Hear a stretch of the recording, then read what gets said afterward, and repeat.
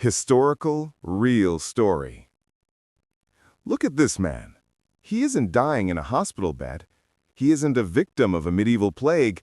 He is an Olympic athlete, and he has just won the gold medal. But here is the thing that will blow your mind.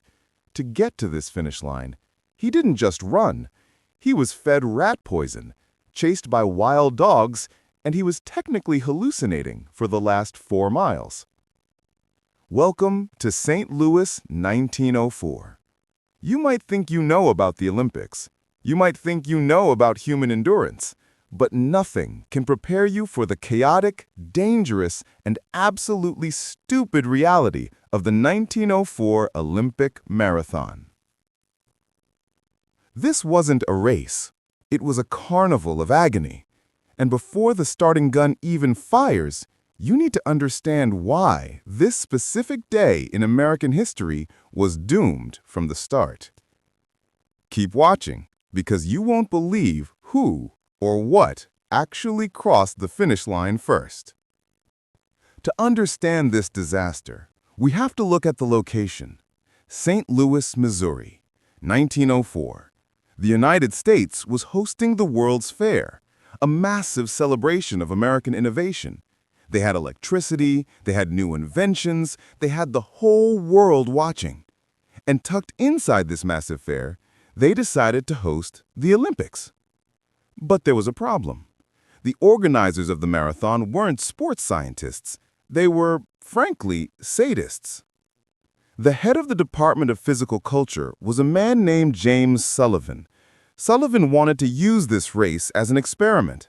He wanted to test purposeful dehydration. You heard that right. Sullivan believed that drinking water while running was a sign of weakness.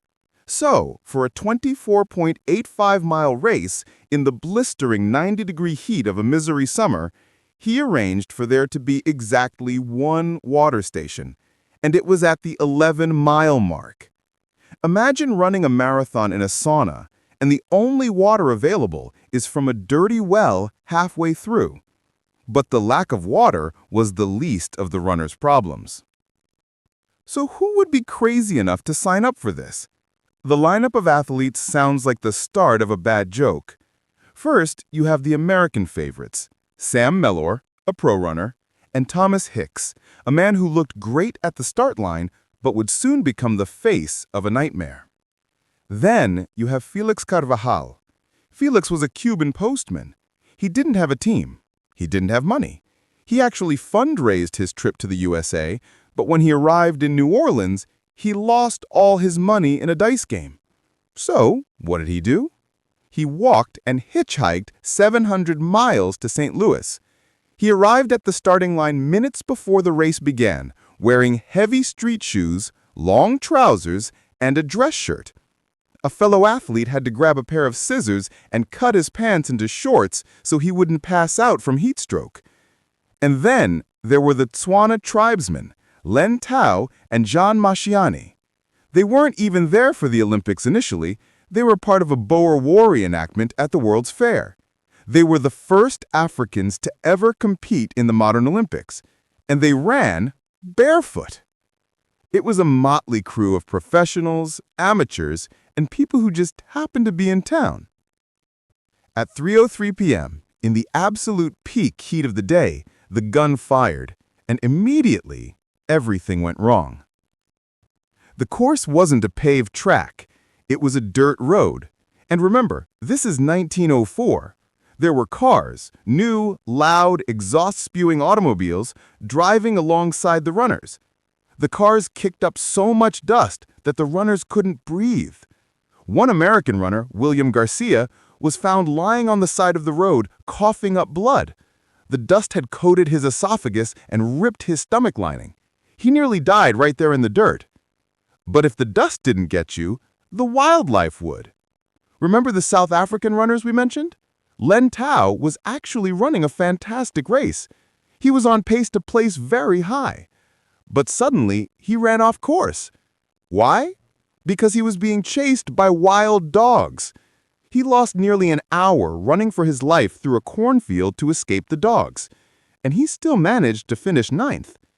And meanwhile, our Cuban postman, Felix Carvajal, was having a great time. He was running in his shoes, chatting with spectators in broken English, but he was hungry. He hadn't eaten in days. He saw an apple orchard. He stopped the race, jumped a fence, and ate some green apples. Huge mistake. The apples were rotten. Felix got severe stomach cramps and had to take a nap on the side of the road. Yes, he took a nap during the Olympic marathon.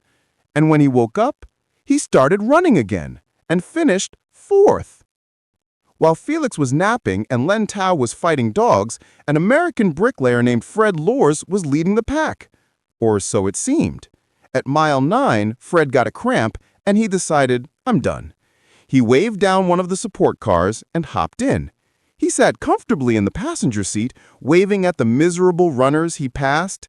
He rode in the car for 11 miles, but then the car broke down, and Fred, feeling refreshed after his nice drive, hopped out and thought, well, I might as well jog the rest of the way.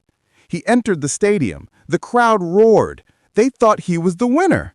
Alice Roosevelt, the daughter of President Teddy Roosevelt, was there to crown him. She was about to place the gold medal around his neck when someone from the crowd screamed, "He's a fraud! He was in a car!"